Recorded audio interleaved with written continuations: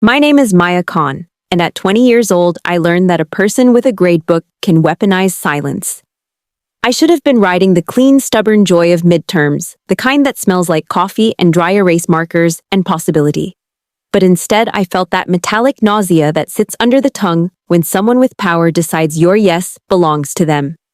In a room that hummed like a held breath, Professor Alan Mercer leaned close during office hours and whispered, "Sleep with me, or fail my class." In that moment, I realized a truth I'd spent years trying not to know about certain men who call themselves mentors. He had not been measuring my work. He'd been measuring how much fear it would take to bend me. If you've ever felt cornered by people who were supposed to guide you, hit that like button now and subscribe to join thousands who know betrayal hides best in places that promise safety. Your support means everything as I share what happened next, because I'm telling this for anyone who has been told to be quiet so someone else could keep their power. Let me tell you how this all started. My full name is Maya Farah Khan. I'm a junior at Buckeye State University in Columbus, Ohio, the first person in my family to attend a 4-year program in the US. I study mechanical engineering on the robotics track because I like problems you can hold and systems that respond honestly to inputs. Give a system the right force and it moves.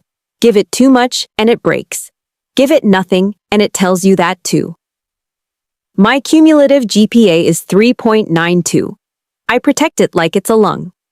The Presidential Scholarship, $15,000 a year, keeps me afloat along with a Pell Grant and work study.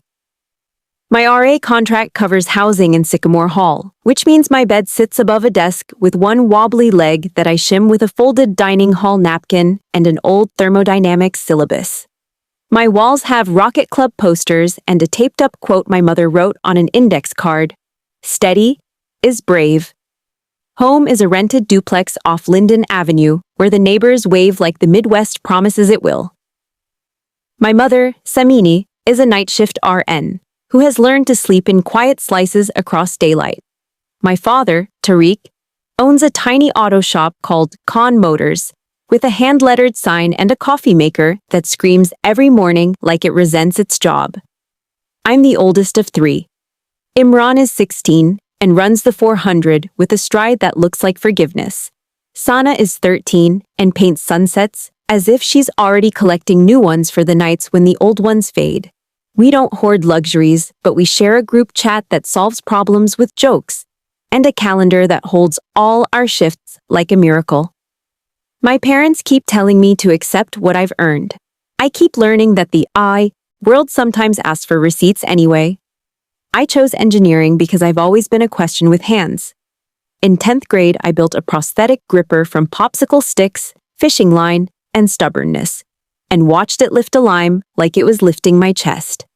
That small green sphere rising into the air felt like a door unlocking somewhere I couldn't see yet.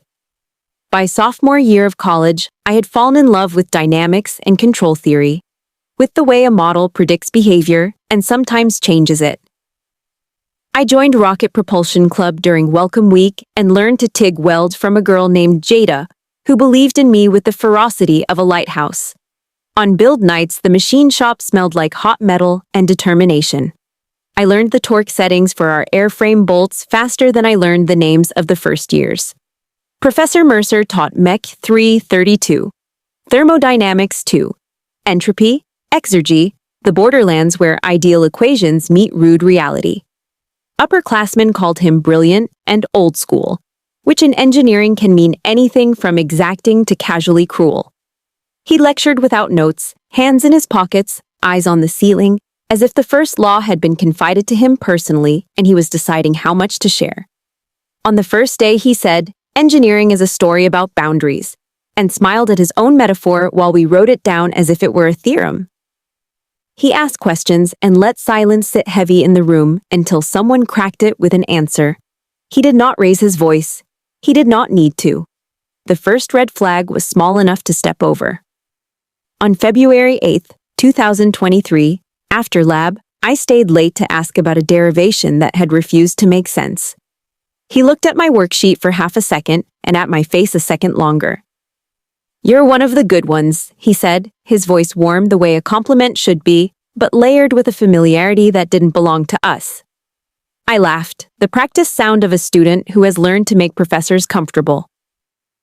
On February 15th, he returned problem sets with a small note on mine. See me. It could have meant nothing. It could have meant office hours. It could have meant help. When you're a student, you learn to make the best meaning you can and walk toward it. His office hours were in the lab on Caldwell Hall's third floor, the kind of room that smells like cutting fluid and ambition. On Wednesday, February 22nd, at 3:45 p.m., I know the time because I wrote it down in my planner. I walked in with my notebook and my heart practicing calm. He waved me to the desk near the window.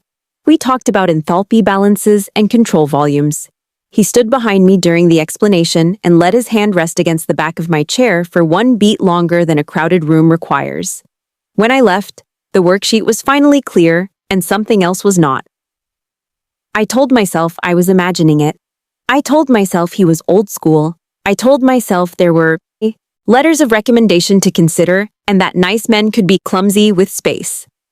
By March, the compliments had become a gradient. On March 14th at 11:08 p.m., he emailed me with the subject line, "Strong Midterm Performance." The body read, "You have potential beyond this class. Have you considered graduate school? If you want, I can advise an independent study this summer." It should have lit me up. Instead, it made my shoulders climb toward my ears. I typed a careful thank you and closed my laptop as if the screen were a mouth I could keep from speaking. Around me, life did what life does. It kept going. I logged RA duty from 6 p.m. to 9 p.m. on Mondays and set out stale cookies for a study break because budgets are real. I filled out incident reports about noise complaints that are never noisy on paper. I clocked in at the library at 7:30 a.m. 3 days a week and stamped returns and watched the campus yawn itself awake. Textbooks that semester cost $2,500. Thermo's newest edition didn't come in a cheaper printing, and used copies vanished faster than the emails announcing them. On March 20th at 8:02 p.m., I missed a call from my mother and texted, "In lab, call you at 10. She replied, "Okay, John." Proud of you. I believed her, but also believed in math. The rent was covered by my RA contract. The meal plan dwindled one swipe at a time. The scholarship lived and died by grades. Everything in my life felt like a balance I had to hold steady with 2 hands. Minor dismissals began to sand me down. In a discussion section, Jada offered a clean, elegant description of an isentropic process. Mercer looked at me and said, "Can you rephrase that for the class?" As if the same insight needed a different mouth to become credible. In lab, when students gathered, he said to me, "Walk with me to the office." And when I hesitated, he added, "It'll be quick." The way you talk to an intern who owes you time rather than a student who pays to be there. I reminded myself of recommendation letters. I reminded myself of the independent study. I reminded myself that sometimes older professors are awkward and that my job was to learn, not to interpret. The little voice I had learned to distrust whispered, "Something is off." I told it. Later. Monday, March 27th, 2023, arrived rinsed by cold rain. Umbrellas moved across the oval like slow black flowers. I went to office hours because my midterm, a 92, had comments I didn't understand, and I am allergic to not understanding. The lab was empty. The lights hummed with that steady fluorescent sound I've always called nervous electricity. He didn't look up at first. "Close the door," he said. And I did. Because every hallway I've ever walked taught me to be agreeable to survive. He asked how I felt about my grade. I said grateful and curious about my mistakes. He moved around the desk, closer than the conversation required. He talked about graduate fellowships, about doors that open when the right people notice you. He mentioned he was writing midterm evaluations for undergrads seeking summer research and that timing is everything. I nodded because the air had turned into a test I hadn't studied for. Then he leaned in until his breath stirred the hair near my ear and said with the confident softness of people who are used to being obeyed, "Sleep with me, or fail my class." I don't remember the first thing I said after no. I remember the wrench clanging when my hand hit the bench. I remember the practiced smile that lived on his mouth like it rented space there. Careful, he murmured. Words like fail can mean different things. My vision tunneled. My body felt far away and extremely close, both at once. I left. I don't remember opening the door, only the sound of rain sharpening when the seal broke. Under Caldwell's overhang, I shook long enough to count my heartbeats instead of minutes. Noor, my roommate, the fierce quiet in my life, picked up on the first ring. I said, something happened, and she said, where are you? And I said, Caldwell, 3rd floor, and she said, stay. She found me 10 minutes later with a tote bag and a fury that made the air crackle. She took me home and made cardamom tea I didn't drink. I told her everything without sparing us the details my brain kept replaying. She listened the way engineers listen, fully with her hands still. When I finished, she said very calmly, we're going to document. Then, we're going to decide. Documentation is a kind of faith.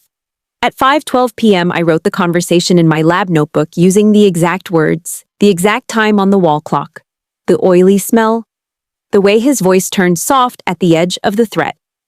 I dragged his March 14th email into a folder named MECH 332. At 6:01 p.m., I called the Office of Institutional Equity and left a message I rewrote 3 times so I could say it without crying. At 6:20 p.m., I called my mother. She said, come home? And I said, I have lab tomorrow. And she said, home is wherever you are believed. And I cried quietly because I wanted to be believed where I worked so hard to belong. The next morning, I sat in his lecture while he taught the Carnot cycle, as if the night before hadn't redefined threat for me. He did not look at me. When he handed out the week's problem set, his hand trembled just enough for me to notice. I met Professor Elena Park, my academic advisor, under the pretense of discussing a summer application. She asked, how are you? Not as a greeting, but as a diagnostic. I told her. She listened, wrote nothing for a long moment, then said, I believe you. 3 words, simple as a bridge, and I felt weight move somewhere it could be carried. She outlined options in the calm tone of a person who knows process. Informal concern, formal complaint, interim measures if needed. She told me to write everything down and to save every email. She told me that my pace was my choice. Evidence would require more than memory. Noor said, we can get it. I asked how. She pulled a small black rectangle from her tote bag. Trevor's roommate is in electrical engineering, she said. Last semester's senior design. Wearable cameras. He owes me a favor. The device looked like a battery bank with a barely there lens disguised as a power indicator. It records to a micro SD, she said, all business. About 2 hours. Decent audio if you keep your backpack close. Chain of custody is simple. You keep it on you, we pull the file immediately after, we label everything. We made a plan that felt like a string of prayers pretending to be logistics. I would email a question that truly required office hours. I would place my canvas backpack on the lab bench at the exact angle Noor taped onto our dorm desk. My phone would be set to call Jada with a double tap if I needed an interruption. Hey, can I borrow the torque wrench? We chose Thursday, March 30th, 2023, at 3:30 p.m. because it looked like an ordinary time on a calendar. Ordinary is camouflage. We walked through contingencies. If he left the door open, I would still sit close. If someone else entered, I would ask follow-up questions long enough for the moment to pass. If he said nothing inappropriate, the file would still be proof of the context I'd already described. That night, sleep hid from me. I lay on my narrow dorm bed, listening to the building breathe, the elevator cables sighing in the shaft, the distant offbeat of someone's playlist, a late laugh down the hall. I opened my bank app and stared. $428.19. My RA meal plan showed single digits because I'd been feeding my rocket team during late-night builds. I thought about the $15,000 scholarship and how much of it depended on the GPA he could dent with a keystroke. I pictured failing the class, losing the scholarship, moving back home, explaining it to my parents who have never asked me to be anything except steady. I wrote 2 lists, reasons to do this and reasons not to. Under the first, I wrote, me. Under the second, I wrote, fear. Then I crossed out the second list because fear is not a reason, it's a weather report. On Thursday at 2:15 p.m. Noor slid the battery bank into the front pocket of my backpack and checked the lens with the concentration of a surgeon. She handed me a spare micro SD and a tiny card reader. Breathe, she said. And remember, silence is their habitat. We're bringing light. My hands shook anyway. Jada texted, on standby. 2 taps and I'm bursting in. At 3:28 p.m. I opened the lab door. Mercer looked up, surprise flickering like a match. Maya, he said. To what do I owe the pleasure? I set my backpack on the bench and angled it like someone who wanted easy access to a notebook, not a lens. I asked an honest question about entropy generation in open systems, because truth does not stop being true when you're scared. He began to explain, chalk clicking against the board, drawing boxes around boundaries as if life were that simple. He circled back to opportunities. He said, I can make graduate school smoother for you. He said, letters of recommendation carry weight when they come from me. He said, don't make me your enemy. And smiled like this was mentorship. My palms went cold. I heard myself say, I'm here to understand thermodynamics, Professor. He tilted his head. I'm talking about something bigger than that, he said. The world doesn't run on merit. It runs on relationships. You scratch my back, I make sure you don't fall. He tapped the desk once with his knuckles, a sound small enough to deny later and large enough to hear through the static. I kept my voice even. I'm fine with my work standing on its own. He smiled without his eyes. Naive, he said, almost fond. But charming. He stepped closer and set his hand on the bench near mine, not touching, claiming space anyway. My phone sat face down, emergency dial primed. The backpack watched, still and patient. I could hear the hallway's faint traffic through the door and the computer fan and the pencil in my hand tapping a rhythm I didn't know I had. The conversation lasted 9 minutes. When I left, my legs trembled the way they do after a sprint even though I had moved carefully, every action deliberate, like a person crossing thin ice and listening for cracks. I texted Noor 1 word. Done. I walked to Sycamore Hall without looking back because looking back can invite a story to continue before you're ready to finish it. We sat on the dorm room floor by our desk, like people hiding from thunder. Noor popped the microSD card into an adapter and slid it into her laptop.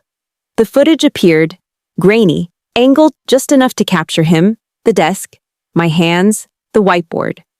The audio was modest but clear. We watched it once without pausing, then again with pauses. We wrote timestamps at 00215. I can make graduate school smoother at 000541. Don't make me your enemy at 000619. My voice. I'm fine with my work standing on its own at 0073. Soft and close, the kind of tone that hides inside plausible deniability. You don't want to be the student who makes me sad. I wanted to throw up. Instead, I opened a folder labeled Evidence and saved the video with the date and time. I added the March 14th email thread, a scan of my March 27th notebook page with his exact words, and a text file documenting chain of custody. Recorded March 30th, 2023, 3:30 to 3:39 p.m., Caldwell Hall 312. Device, Capstone microcamera. Custodian, M. Khan. I sent an email to Ms. Alvarez at the Office of Institutional Equity. I have a recording I would like to share. Please advise next steps. She responded in 12 minutes. Thank you for reaching out. I can meet tomorrow at 1:30 p.m. or 3 p.m. Please choose a time that is best for you. The steadiness of her commas felt like a handrail. That night my mother called at 9:15 p.m. I told her the bare version because love makes honesty heavy and I already weighed enough. She said, "Your nanny is praying." And I pictured my grandmother's blue prayer rug and the way her palms smell like cardamom when she presses them to my cheeks. My father got on and said, "We align the frame before we tighten the bolts," which is his way of saying we do things right before we do them fast. I wrote that in the margins of my planner like a blessing. On Friday, I sat in lecture again. Mercer taught steam turbines, drew neat loops, kept his voice even. His gaze slid past me as if I were another diagram he might label later. At the end of class, I stayed seated until most people left. He approached, almost casual. "You're quiet," he said. "Just tired," I said. "You'll turn in your problem set Monday?" "Yes." He nodded like we shared a secret. We did. We just disagreed on what it was. People think courage is loud. That week it was a backpack placed on a table as if nothing was unusual. People think justice is dramatic. It turned out to be paperwork and patience and 1,000 small decisions to be consistent when you're tired. On Saturday, April 1st, 2023, at 8:07 a.m., I sat in the library before my shift and wrote on a sticky note, "File formal complaint," and tucked it into my planner.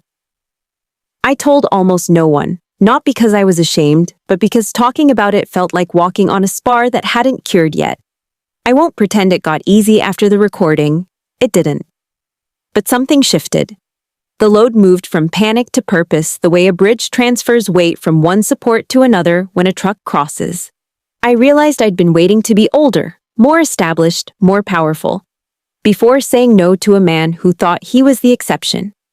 You don't need to be older. You just need to be done. This is where the official part of the story begins. Forms and meetings and protocols, and the way an institution decides what to do with someone like him and someone like me. But before the committee rooms and transcripts and the sound of my name read into a record, there was this. A girl with a planner. A $15,000 scholarship. $2,500 in textbooks. A bank balance of $428.19. A backpack with a tiny, unblinking eye, and a decision to stop letting the truth lose to better told lies. And this is where I will pause, not because the story ends, but because the next part must be told with the care it deserves. Tomorrow, I will walk into an office with fluorescent lights and a table that looks like every other table in every other meeting. And I will press play. The next morning came with that watery spring light that turns the campus into a place you think you might almost belong in again. I woke up before my alarm, lying on my back in the narrow dorm bed, staring at the cracked, line-in-the-ceiling plaster I'd memorized during other sleepless nights. The meeting with the Office of Institutional Equity wasn't until 1:30 p.m., but my mind had been pacing since sunrise. Noor was already up, perched cross-legged at her desk, her hair twisted into a bun that leaned sideways like a question mark. She glanced at me without looking away from her laptop screen. "We're good," she said quietly. I knew she meant the video file. She had checked the copies 3 times last night, verifying timestamps, sound clarity, making sure there were no corrupted frames. I was grateful for her precision. It matched my own habit of needing to control what could be controlled when the rest of the variables were unknown. By mid-morning, the corridors of Sycamore Hall hummed with the half-awake chatter of students in hoodies clutching coffee. I dressed carefully, navy sweater, dark jeans, clean sneakers, not to impress, but to look like someone who had nothing to hide. I packed my backpack with the microSD card in a labeled envelope, my notes from March 27th, the printed email thread, and my student ID. The card felt heavier than it was, a single square centimeter holding proof I'd never wanted to have to carry. My phone buzzed with a text from Jada. "Thinking of you, you've got this." Another from my mother, written during her lunch break at the hospital. "Steady is brave." I didn't reply right away. I wanted to hold those words like a talisman in my pocket until I needed them most. Buckeye State's Caldwell Administration Building had the same sterile chill of all bureaucratic spaces. Polished floors that amplified footsteps, muted art on beige walls, the faint tang of industrial cleaner. The Office of Institutional Equity was on the 4th floor, past a reception desk manned by a student worker whose expression hovered between polite and over-caffeinated. Ms. Alvarez, the investigator assigned to my case, emerged from a glass-paneled doorway at exactly 1:30 p.m. She was in her early 40s, with a deliberate calm about her that made you believe nothing in this job surprised her anymore. "Maya, come on in," she said, her tone warm but measured, the way a good engineer approaches a fragile component, steady, with no sudden moves. Her office was small but orderly. A desk with neatly stacked folders, a single ficus in the corner, blinds half drawn against the midday glare. She began by explaining the process. My statement, the evidence review, possible interim measures to ensure my academic safety, and the formal hearing that might follow. Every step came with an acronym, OIEFERPAHRL, and she defined each without assuming I knew them. "This is your pace," she said. "We can stop any time. You're not required to do or say anything today you're not ready for." I nodded, though my pulse was still fast enough to make my hands want to fidget. I placed the envelope with the micro SD card on the desk between us. "This is the recording," I said, hearing the steadiness in my voice like it was coming from someone older, someone who had already learned how to live in the aftermath. We watched the video together, her eyes narrowing at specific moments, her pen moving in quick notations. She paused at 000541 when Mercer's voice dropped into that almost confidential threat. "This is clear," she said simply. "It's not ambiguous." There was relief in hearing her say it, but also a kind of grief. Confirmation that I hadn't misheard or misunderstood meant that it had really happened, exactly as I remembered. She asked follow-up questions about the earlier incident on March 27th, about the email on March 14th, about my academic relationship with him before February. I answered carefully, chronologically, noting dates, times, and locations as precisely as I would in a lab report.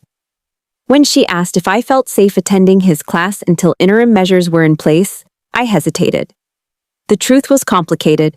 I could endure it, but every moment in that lecture hall felt like a negotiation between pretending nothing had happened and letting the truth change how I held myself. "I can manage for now," I said finally, "but I want to be sure he can't retaliate." She assured me that part of the interim agreement could include a no-contact order and alternate grading oversight, meaning another professor would handle my assessments for the rest of the semester. That alone made my shoulders drop a fraction. By the time I left the office, the sun had shifted low enough to catch in the glass of the student union, throwing shards of light across the quad. I checked my phone and found a text from Noor. "Debrief at mine?" I typed back, "On my way." The walk to her off-campus apartment felt longer than usual. Every brick of the pathway seemed to echo with the knowledge that someone else now held pieces of this story. Noor answered the door before I knocked, a bowl of grapes in one hand. "So?" she asked, stepping aside.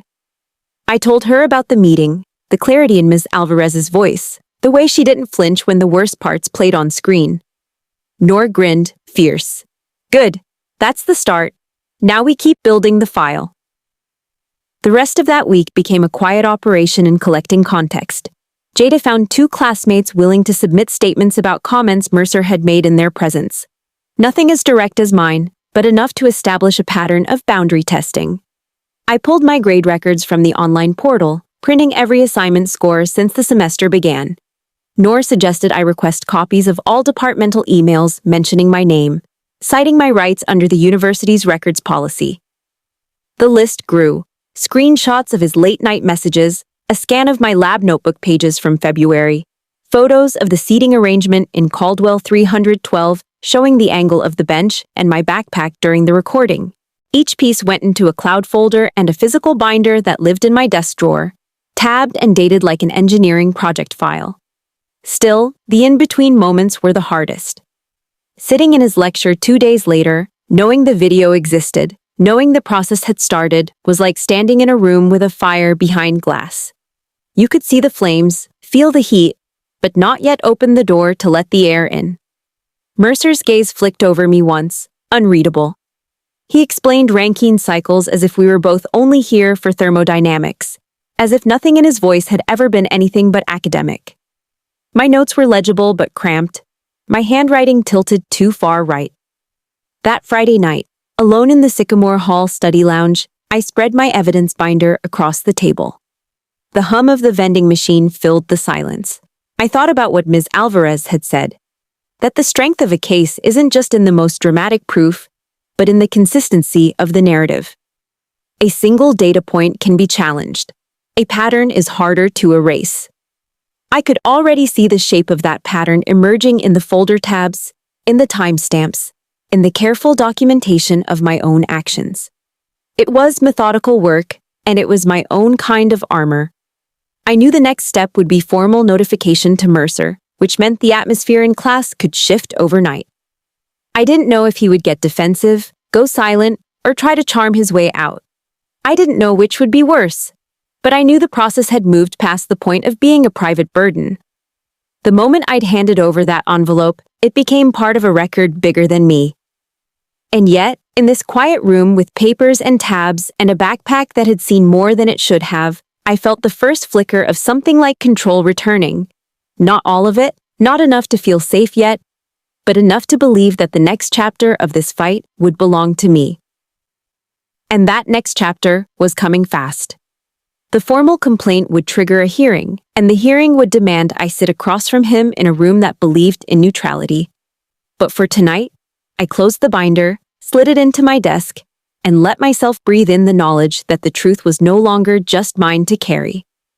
The formal notification came on a Tuesday morning, folded neatly into an email from Ms. Alvarez with the subject line, Notice of Investigation. My stomach dipped when I saw it in my inbox, even though I had been expecting it. She had attached a PDF that outlined the allegations in sterile, neutral language. Alleged inappropriate conduct. Alleged abuse of academic authority. Alleged retaliatory threat. The words were stripped of the breathless ugliness I'd experienced in his office, but they were solid on the page, a record now threaded into the university's machinery. Mercer would receive the same document today, along with the instruction that he was to have no contact with me, in any form.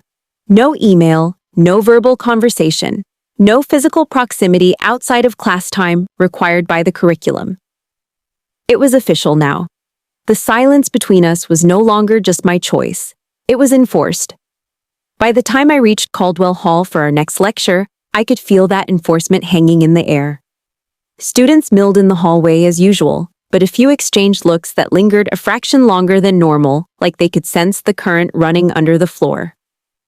When I walked in, Mercer was at the whiteboard, diagramming a regenerative Rankine cycle, his back to the room.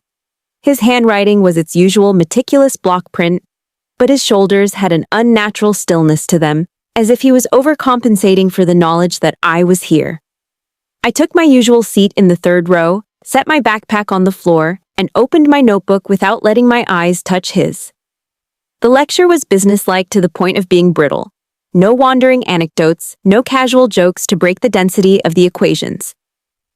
He didn't call on me once, which was almost a relief until I realized he wasn't calling on anyone at all. He was talking at the room, not to it. That night, in Noor's apartment, I told her about the shift in atmosphere. She was slicing bell peppers for dinner, her knife moving with an efficiency that matched her voice. He's recalibrating, she said, trying to figure out his new boundaries without making it obvious he's been told to have them. We sat at her small kitchen table, with the sound of rain pressing against the windows. I showed her the email, and she scanned it quickly. "This is good," she said, tapping the screen where the no-contact clause was written. "It means any slip on his part is documented immediately. It's leverage." I thought about that word, leverage, and how strange it felt to apply it to something as raw as this. But she was right. In engineering, leverage turns a smaller force into a bigger one. In this fight, every documented misstep could be that bigger force. 2 days later, Ms. Alvarez emailed again to confirm the date of the preliminary hearing. April 17, 2023, at 9 a.m. The panel would include her, a representative from academic affairs, and a faculty member from another department.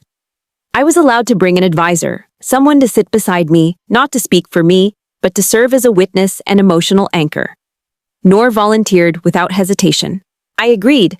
Knowing her presence alone could steady me in a room where neutrality might feel like a form of blindness. In preparation, Ms. Alvarez scheduled a meeting to rehearse my statement, going over the timeline, the key points of the evidence, and the possible lines of questioning. They'll want to establish consistency, she warned gently. The more precise your details, the harder they are to dispute. The weekend before that meeting, I spent hours in the Sycamore Hall study lounge, binder open, highlighter in hand. Each piece of evidence was a tile in a mosaic I needed to arrange so the picture was unmistakable. The March 14th email with its late-night timestamp. My lab notebook from March 27th documenting his sleep with me or fail threat. The March 30th video with its grainy but damning audio. The statements from classmates noting his pattern of personal comments. I practiced saying the dates aloud, rehearsing the cadence of my own voice until it carried both precision and control. I didn't want to sound rehearsed, but I needed my words to land like steel beams, not drift like loose fabric. When Monday came, the rehearsal with Ms. Alvarez took place in a small conference room with a long oak table. Noor sat beside me, her notebook open, though she didn't take notes. She just listened, the way she always did. I read my statement from beginning to end, feeling the pulse in my neck slow as I settled into the rhythm of it. Ms. Alvarez asked mock questions.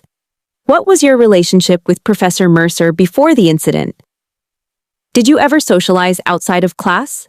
Did you feel your academic standing depended on his approval? And I answered them all, holding the line between honesty and over-explaining. Don't volunteer what they haven't asked, she reminded me at one point. Stay on the beam, the facts are enough. Later that night, alone in my dorm room, I found myself staring at my course schedule for the fall semester. Mercer's name wasn't on any of my future classes, but the thought of sharing the same building with him again still made my chest tighten. I thought about the other students who might walk into his office, about the possibility that my complaint could be one of many, or just the first to survive past whispers. That thought hardened something in me. This wasn't just about clearing my own path. It was about closing a door he had no right to open for anyone else. The days until the hearing moved in uneven pulses, slow when I was waiting, quick when I was working. In lecture, Mercer's voice stayed neutral, but I caught small tells. The way he avoided standing too close to students, the absence of his usual after-class conversations. He was changing his patterns, which meant he was aware of being watched. I wondered if that awareness made him feel trapped, or if it simply taught him to find quieter ways to breach boundaries. The truth was, I didn't care what he felt anymore. My job was to hold the record steady until it was examined under light. The night before April 17th, I laid out my clothes, charcoal slacks, pale blue blouse, low-heeled shoes, and packed my bag with the binder, 2 pens, my ID, and a bottle of water.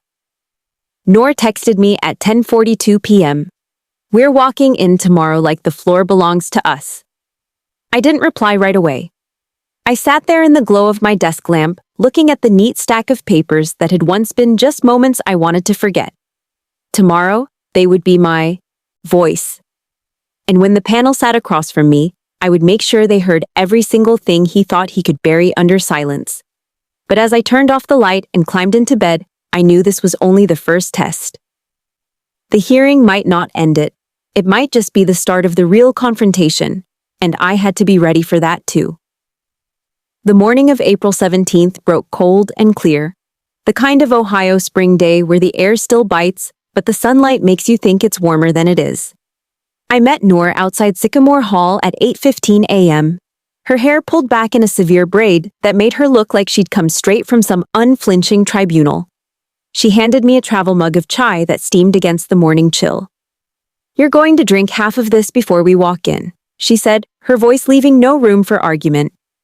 I sipped, feeling the cardamom and ginger uncoil something in my chest. We walked side by side toward the administrative hearing room in Caldwell. The campus quiet except for the occasional rush of wind through still bare branches. The hearing room itself was exactly what I'd imagined, overlit with beige walls and a table that seemed too large for the space. A row of chairs faced the table where the 3 panel members sat, Ms. Alvarez in the center, a tall man in a navy suit introduced as Dr. Leonard from Academic Affairs, and a woman with silver hair and sharp eyes from the College of Law, Professor Miriam Holt. They each had a manila folder in front of them, my name printed neatly on the tabs. Mercer was already seated at the far end, his advisor, a union representative from the Faculty Association, beside him. He was in a charcoal suit, hands folded on the table, his expression the blank professionalism of someone who's been told to say as little as possible. He didn't look at me when I entered. Ms. Alvarez opened the proceeding with the calm precision I'd come to associate with her. She read the charges aloud, her voice devoid of inflection. Allegations of inappropriate conduct, abuse of academic authority, and implied retaliatory threats. The language was clinical, but hearing it in the room still sent a small electric current through me. She explained the format. I would present my statement and evidence. Mercer could respond. The panel could ask questions at any point, and both sides would have the opportunity to submit additional documentation afterward. When she nodded at me to begin, I felt the weight of the binder in my hands. Not just paper and plastic, but weeks of care, every date and detail I'd guarded like a fragile circuit. I started with the February interactions, explaining the progression from subtle boundary-crossing comments to the direct proposition on March 27th. My voice was steady, the timeline laid out like a blueprint, each incident anchored by time, location, and my exact memory of his words. When I described the moment in his office, sleep with me, or fail my class, the room was silent enough that I could hear the faint buzz of the fluorescent lights. I didn't look at him, but I could feel the air shift slightly, as though everyone in the room had inhaled and forgotten to let go. Then I placed the micro SD card on the table. Ms. Alvarez loaded the video on her laptop, projecting it onto a small screen. The footage played, grainy but clear enough to show his face, my posture, the angle of the bench. The audio carried every word that mattered. I can make graduate school smoother for you. Don't make me your enemy. You don't want to be the student who makes me sad. As those phrases filled the room, I kept my eyes fixed on the panel, not on him. Professor Holt scribbled notes quickly. Dr. Leonard tapped a pen against his folder without looking up. When the video ended, Ms. Alvarez asked if I had any additional evidence. I handed over printed emails, screenshots of his messages, and the classmate statements Jada had collected. Each was labeled, dated, and indexed, exactly as I'd practiced. She thanked me and asked the panel if they had questions. Dr. Leonard leaned forward, his voice measured. Ms. Khan, you said in your statement that you felt your academic standing depended on Professor Mercer's approval. Did you believe that before the March 27th meeting? I explained how his offer of an independent study and late-night praise emails had felt tied to my willingness to engage beyond the classroom. How the shift from academic to personal tone had made me feel as though my grades were conditional. When it was Mercer's turn, his advisor did most of the speaking.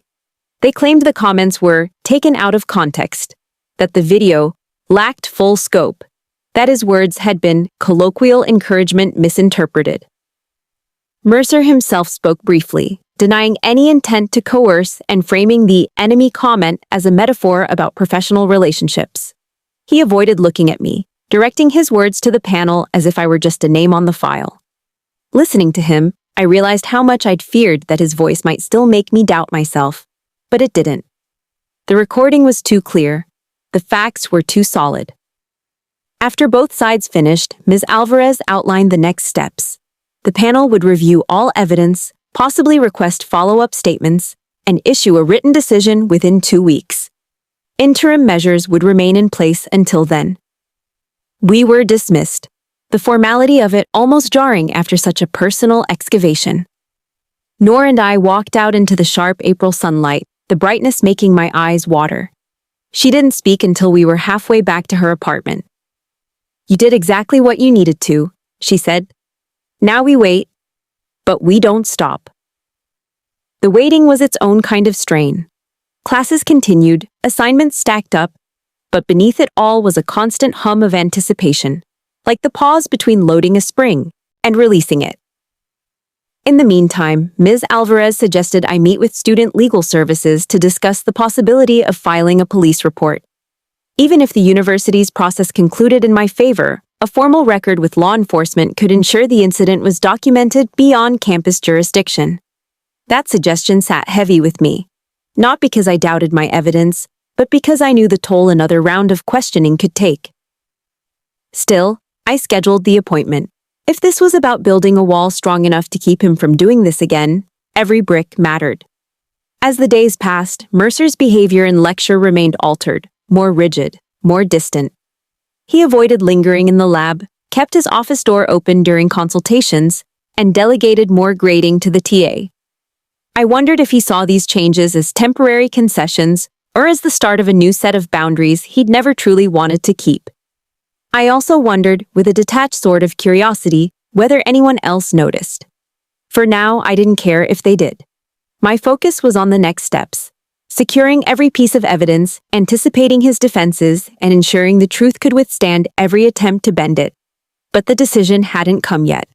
And until it did, I knew this was just the midpoint of the fight. The outcome could still swing either way, and I needed to be ready for the moment when the panel's verdict would pull everything into the open. The email from Ms. Alvarez arrived 11 days after the hearing, at 6:42 a.m. on a Friday. I had just sat down in the Sycamore Hall dining area with a tray of oatmeal and coffee when the notification lit up my phone. My hand trembled before I even opened it, some part of me already braced for disappointment. The subject line was clinical. Panel decision regarding case number 23-0417. But the first sentence made my breath leave in one long, unsteady exhale. The panel has determined that the preponderance of evidence supports the allegations against Professor Alan Mercer. I read it twice before the words felt real. He had been found in violation of the university's Code of Conduct for Faculty and its policy on sexual harassment. The letter went on to outline the consequences: immediate suspension without pay, permanent removal from all teaching and supervisory duties, and a recommendation to the Board of Trustees for termination of employment. The no-contact order would remain in place until further notice. For a long moment, I just stared at the screen while the oatmeal cooled in front of me. Victory wasn't a rush. It was a slow wave, warm and heavy, settling into my bones. I forwarded the email to Noor without commentary. 30 seconds later, my phone rang. "You did it," she said, her voice breaking on the last word. "No," I corrected softly. "We did it." Then I saved the email to my evidence folder, printed a hard copy in the library, and slipped it into the binder with the other documents. Even now, even with a written decision, I needed a tangible copy in my hands. Paper didn't crash. By mid-morning, the campus buzzed with the news. Buckeye State was not large enough for a professor's removal to go unnoticed, especially one as long-tenured and high-profile as Mercer. Whispers moved fast through labs and lecture halls. "Did you hear about Mercer?" "Something with a student." "Apparently there's a video." I walked across the oval with my hood up, not out of shame, but because I had no interest in hearing the half-truths and speculations that would inevitably ripple through the student body. Noor kept pace beside me, her bag slung casually, but her eyes scanning the crowd like a guard. That afternoon, Ms. Alvarez called to confirm the formal outcome and to let me know that Mercer had been informed of the decision earlier in the day. "He has the right to appeal," she said. "But based on the strength of the evidence, I don't anticipate a successful challenge. If an appeal is filed, we'll notify you immediately."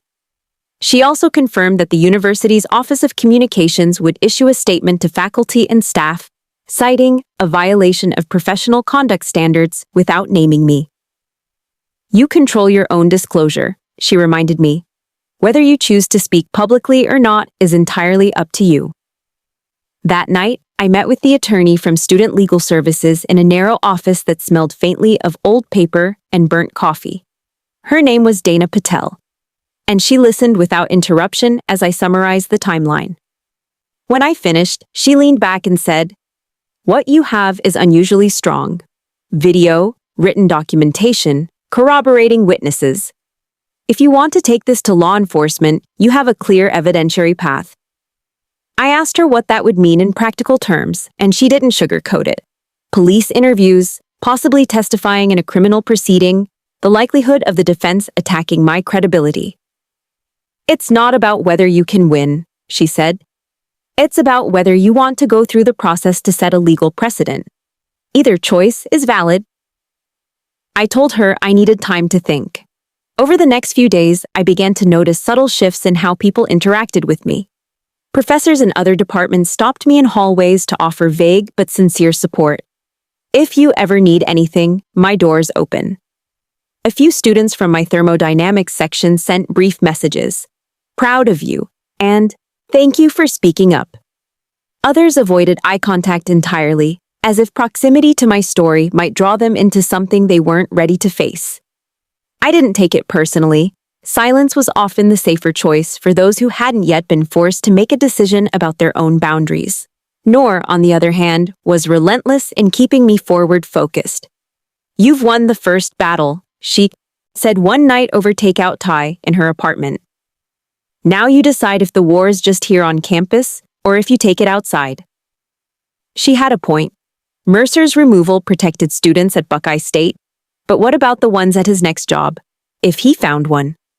The thought of him in another office, leaning across another desk, made my skin crawl. I found myself researching faculty misconduct cases, scrolling through news stories about professors quietly resigning from one institution and resurfacing at another. The pattern was depressingly familiar. Meanwhile, life in the lab resumed its rhythm. I spent late nights welding with the rocket team, the hiss of the torch and the smell of hot steel reminding me that there were still things in my life untouched by this case. In class, my focus began to return. I caught myself answering questions in fluid detail, my voice confident in a way it hadn't been for weeks.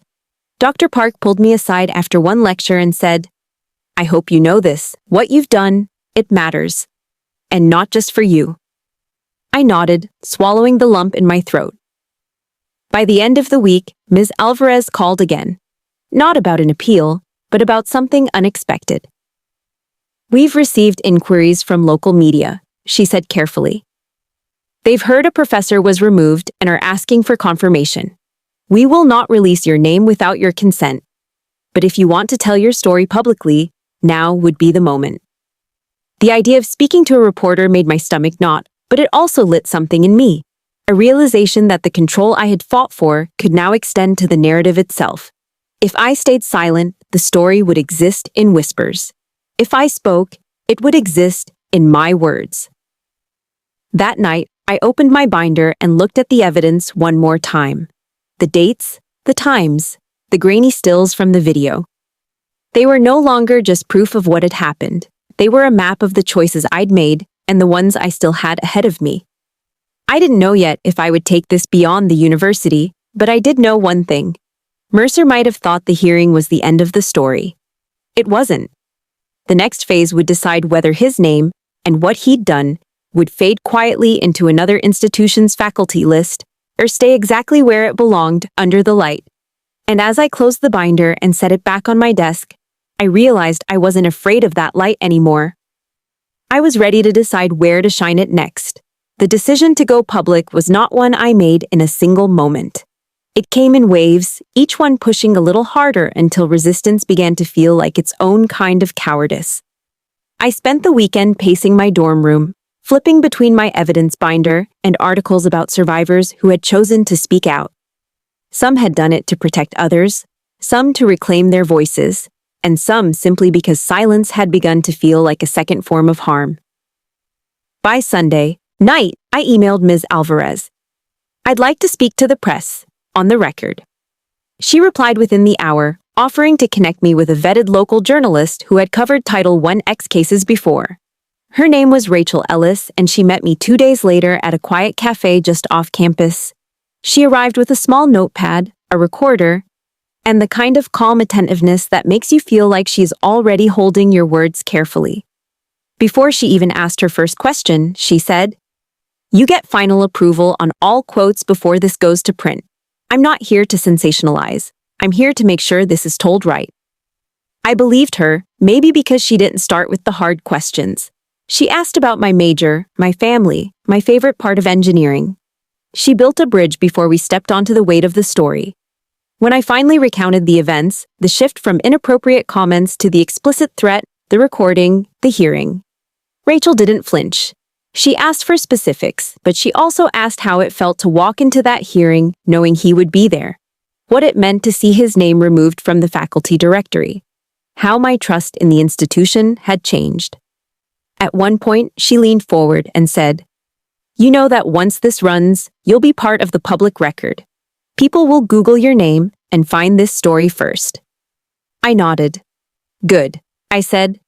"Let them."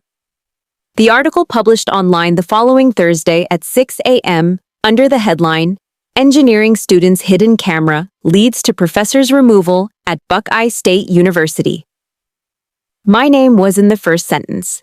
The piece was balanced but unflinching. Rachel had included the full context of the recording, the university's findings, and my decision to come forward. She quoted me directly. "Silence is where people like him thrive. I'm not going to give him that space." The story spread quickly, picked up by other local outlets, and by noon it had been shared hundreds of times on social media. Messages began to pour into my inbox, some from strangers thanking me, others from women at different universities sharing their own experiences. A few were from alumni who had taken classes with Mercer years ago, saying they weren't surprised. That confirmation hit me harder than I expected. How many times had this played out before? With the publicity came backlash too. Anonymous comments appeared under the article questioning my motives, suggesting I had staged the recording for attention, or that I was ruining a man's career over misunderstood words. I read the first few, then made myself stop. Noor reminded me that the existence of critics was proof I'd disrupted something. "If you weren't shaking the ground," she said, "no one would be rattling back." Still, the vitriol lingered in the corners of my mind during quiet moments. I learned to counter it by rereading the messages from those who felt less alone because of what I'd done. Meanwhile, Ms. Alvarez informed me that the Board of Trustees had formally voted to terminate Mercer's employment, effective immediately. With no eligibility for rehire or emeritus status, he would lose his pension contributions from the university and his access to campus facilities. The police report I'd filed at Dana Patel's urging was now under review by the county prosecutor's office. Whether it would lead to criminal charges was uncertain, but at least it existed. A record outside the walls of Buckeye State that could follow him wherever he tried to land next. On campus, the ripple effect was tangible. Students began organizing a petition to require all faculty to undergo annual training on power dynamics and harassment prevention, with an emphasis on reporting procedures that protected victims from retaliation. Dr. Park invited me to speak, anonymously at first, to a group of female engineering majors about navigating mentorship safely. But I declined the anonymity. "If I'm going to do this," I told her, "I'm going to do it with my name attached." That session ended with half the room waiting afterward to ask questions or share quiet, halting stories that sounded too familiar. As finals week approached, I found myself in a strange middle ground, simultaneously closing the chapter on Mercer's direct influence over my life and opening a wider one about the culture that had allowed him to operate for so long. I noticed that I was sleeping through the night again. My appetite had returned. The tension that had lodged between my shoulder blades since February had begun to dissolve, though it hadn't yet left entirely. One evening, Noor and I sat on the steps outside Caldwell Hall, the building glowing in the late spring dusk. We watched students stream past, some laughing, some with earbuds in, some carrying stacks of books like they were carrying the whole semester in their arms. "You know," Noor said, "a year from now, most people won't remember his name. But they'll remember yours because you changed the way things work here." I didn't answer right away. I just looked up at the darkening sky and thought about how, for the first time in months, the air didn't feel heavy. But I also knew this wasn't done. The prosecutor's decision loomed. Other institutions might call for references, and there were still other stories out there belonging to other students that hadn't yet been told. My fight had started with one hidden camera and a single afternoon in his office. Now, it felt like the beginning of something larger. A campaign not just for my own justice, but for the kind of change that could make sure no one else had to sit where I had sat, pretending to take notes while someone with power tried to rewrite the terms of my future. And deep down, I knew the final act was still ahead. The one where I wouldn't just defend myself, I'd make sure the Earth's ground stayed shifted beneath his feet forever.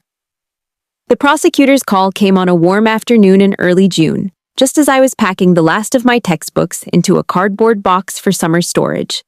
His voice was formal, but not unkind, the kind of tone people use when delivering news they know will rearrange the air around you. Ms. Khan, after reviewing the evidence, our office has decided to move forward with charges against Alan Mercer. We'll be filing under state statutes for coercion and abuse of professional authority. I stood frozen in the middle of my half-packed room, one hand still resting on the spine of my thermodynamics book. For months, I had lived with the possibility that his actions might be condemned by the university, but slip through the cracks of the law. Hearing that they would pursue it in court felt like someone had taken the last stone off my chest. The weeks that followed unfolded in a blur of preparation. I met twice with the assistant district attorney assigned to the case, walking her through every piece of evidence, the recording, the emails, the classmate statements, as if I were presenting a final design review.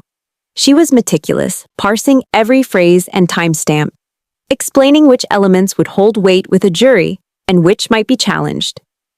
"You've documented better than most people we see," she told me once, flipping through my binder. "It's rare to have something this airtight." It should have made me feel invincible, but instead it deepened the gravity of what was coming. In court, airtight didn't mean easy. It just meant you had less room to make mistakes. When Mercer was arraigned, the news made the front page of the local paper.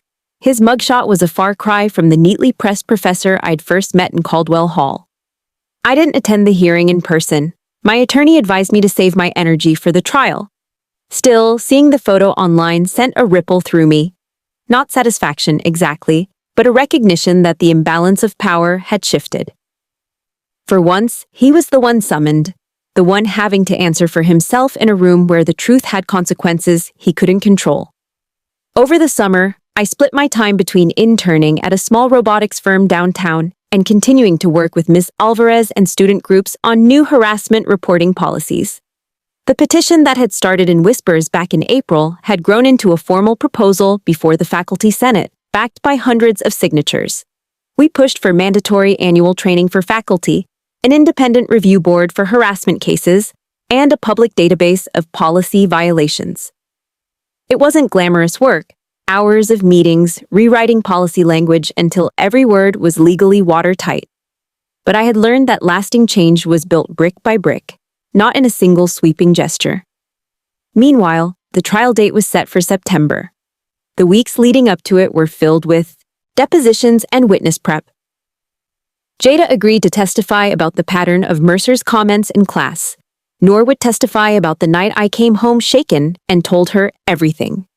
The prosecutor warned me that the defense might try to frame the video as ambiguous, or suggest that my ambition for graduate school had motivated me to trap him. The idea made my stomach twist, but I reminded myself that they were working with the only tools they had. The truth wasn't one of them. The morning I took the stand, the courtroom felt colder than it should have for late summer. Mercer sat at the defense table, in a navy suit, hair trimmed short, eyes fixed somewhere in the middle distance. I didn't look at him when I spoke. I told the jury exactly what had happened in that office on March 27, 2023, my voice steady even when my hands wanted to shake.